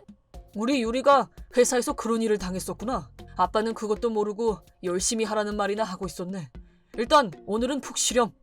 다음날 일어나 거실에 가보니 아빠가 무서운 얼굴로 누군가와 통화를 하고 있었다. 전화를 끝내고 나를 보자마자 일어났니? 어째 잠은 푹 잤고? 응, 오랜만에 푹 잤어. 아빠는 오늘 일 안 가? 하루 쉬기로 했어. 방금 전화랑 관련 있는 거야? 그럼 당연하지. 아빠는 내 딸을 힘들게 한 녀석들을 절대 용서 못해. 뭘 한 건데 아빠. 그렇게 바쁘게 사는 아빠가 하루를 통째로 쉬어버린 사실에도 놀랐지만 아빠의 말을 듣고 나는 뭔가 일어나는 거 아닌가 싶은 예감이 들었다. 그날 오후 내 예감은 적중했다. 토미코가 내게 메시지를 보내온 것이다. 야, 내가 해고라니 어떻게 된 거야? 난데없이 무슨 말씀이세요? 왜 사전에 말을 안 해줬냐고! 네 아버지가 우리 회사랑 거래하는 대기업 사장님이라면서 나는 처음 듣는 소리란 말이야. 그렇다. 사실 우리 아빠는 내가 일하고 있던 회사와 오랫동안 거래를 해온 한 회사의 사장으로 일하고 있다. 입사를 할 때도 사장님께만큼은 전해두긴 했지만 사람들이 나를 색안경 끼고 보는 것이 싫어서 나는 이 사실을 숨기고 있었다. 네 아버지가 오늘 아침에 직접 클레임을 넣는 바람에 사장님 엄청 화나셨다고. 아, 오늘 아침에 저희 아버지가 전화했던 게 그거였군요. 내가 너를 괴롭혔다고 말했다면서? 뭐 사실이잖아요. 그건 교육이었잖아. 자신이 쓸 목적으로 신입 후배한테 사비로 상품권 사오게 하는 게 교육인가요? 뭐라는 거야? 옳은 체 하지 마세요. 너 이거 우연히 발견했거든요. 참다 아버지한테 다 털어놓았습니다. 지금까지 제 사비로 사게 한 물건들 전부 영수증 보관하고 있으니까 회사로 보내도록 할게요. 자, 잠깐만 기다려봐. 다 해서 얼만데? 지금 당장 보내줄 테니까 회사로는 보내지 마. 퀵으로 보내겠습니다. 사람 말 좀 들어! 유리야, 누구랑 연락하는 거니? 아빠, 그 미시마 계장이 나한테 연락을 하더라고. 그래, 아빠 좀 줘봐라. 안녕하세요. 유리 아빠 되는 사람입니다. 거짓말하지 마! 본인 맞습니다만. 정말로 유리 아버님이신가요? 네, 그쪽이 딸한테 제 장례식도 못 갈 거라고 얘기했다면서요. 유리가 참 신세를 많이 졌다고 하더라고요. 그게 아니고요. 그건 따님이 일 처리를 좀 더 잘했으면 하는 마음에서 그렇게 말했을 뿐입니다. 지금 딸이 사용하던 컴퓨터 데이터와 메일 이력을 다 확인하고 있습니다. 아직 절반도 안 되긴 했지만 당신이 해야 할 일도 참 많이 떠넘기셨던데요. 그건 따님이 굳이 하겠다고 말씀을 하셔서 말이죠. 사실이니? 그럴 리가 있겠어? 이런 상황에서도 변명만 하다니 대단한 근성이시네요. 역시 근속 20년, 아무도 함부로 대할 수 없는 엘리트 사무직답습니다. 정말 죄송하게 됐습니다. 따님이 너무 유능하셔서 저도 모르게 이런저런 업무를 시키고 말았습니다. 반성하고 있습니다. 진심입니다. 저는 이 회사를 그만두고 싶지 않아요. 사장님 권한으로 저에 대한 처분을 철회해 주시면 안 될까요? 저는 남의 회사의 처분에 대해 이래라 저래라 하는 사람이 아닙니다. 그러지 마시고. 하지만 당신이 우수한 인재라는 건 인정합니다. 그러니 어떠신가요? 그 회사를 그만두시게 되면 제가 소개해드리는 곳에서 일해보지 않으시겠습니까? 사장님이 소개해 주시는 곳이요? 아시다시피 저희 회사가 꽤 규모가 있다 보니 항상 일손이 부족하거든요. 급여는 현재 받으시는 것 이상으로 드리겠습니다. 저는 사무직 치고는 꽤나 많이 받고 있습니다. 혹시 많이 힘든 일은 아닌지. 아니요. 맡기고 싶은 일은 관리직 포지션입니다. 힘쓰는 일도 아니고요. 해외 리조트인데 독신 남성분들이 가득한 직장이라 여성분이 가면 분명 인기 있을 거라고 생각합니다. 그럼 가겠습니다. 한번 해보겠습니다. 기대하고 있겠습니다. 아빠, 진짜로 그 사람 쓰려고? 아빠는 의아해하는 나를 보고 미소를 지었다. 말 그대로 낙원 같은 곳으로 보낼 거야. 그 후 사장 권한 명령으로 인해 조사가 열려 토미코의 악행이 인정되었고 정식으로 해고를 당하게 되었다고 한다. 하지만 토미코 본인은 현재보다 더 좋은 조건으로 재취업이 가능하다 보니 주위의 따가운 시선에도 불구하고 콧노래를 부르며 인수인계를 끝마치고 회사를 떠났다고 한다. 그 후 토미코는 아빠에게 새로운 업무를 받아 해외로 떠났다. 리조트에서 하는 업무라며 매우 기뻐하던 토미코는 일주일 후 이 얘기가 다르잖아. 안녕하세요, 계장님. 아, 지금은 아니시구나. 현재는 지점장님이신가? 완전 출세하셨네요. 출세는 개뿔. 관리직이라고 들었는데 리조트 부지 상구석에서 창고 관리하는 일인 줄은 몰랐다고. 젊은 남자들한테 둘러싸여서 매일 인기 터지는 거 아니었어요? 말도 안 통하는데 아줌마라는 단어만 어디서 배워와서 쓰더만. 무례한 사람들이네요. 더 이상 늙지 않도록 선크림 잘 챙겨 바르세요. 그런 말을 하라는 게 아니야. 사장님께 말씀드려. 하다못해 정글 지역 리조트 말고 꽃미남으로 가득한 지역 리조트로 옮겨달라고. 아버지가 이런 말씀을 하셨어요. 당신은 침팬지랑 노는 게 더 어울린다고요. 젠장! 토미코는 몇 번이고 도망가려고 했지만 너무나도 깊은 정글 속이라서 매번 조난만 당하게 되었고 지금은 현재 아이들 사이에서 할매라고 불리며 살고 있다고 한다. 급여는 약속대로 원래 하던 일보다 더 많다고 하는데 태반이 나나 전 직장에서 나처럼 피해를 입은 사람들에게 지급해야 할 손해배상 비용으로 원천징수되고 있어 손에 남는 건 최소한의 돈뿐이라고 한다. 뭐 돈이 있어봐야 주위가 전부 정글이라 쓸 수도 없겠지만 말이다. 딸을 괴롭힌 상대를 깊은 정글 숲속으로 보내버리다니. 내 아빠지만 참 무섭다. 나도 언제까지고 끙끙 앓고만 있을 수는 없겠네. 우리 딸이 시집가기 전까지만이라도 마음 굳게 먹고 살아야지. 그렇게 할 거면 나 절대 시집 안 가. 내가 시집간 후로도 굳게 살아야지. 오, 우리 딸 이제 아빠한테 말대꾸도 하네. 이제 그만두긴 했지만 그 인간 덕에 단련이 좀 됐지. 그거 하나는 도움이 됐네. 또다시 새로운 일을 찾아 떠나야겠다. 파이팅!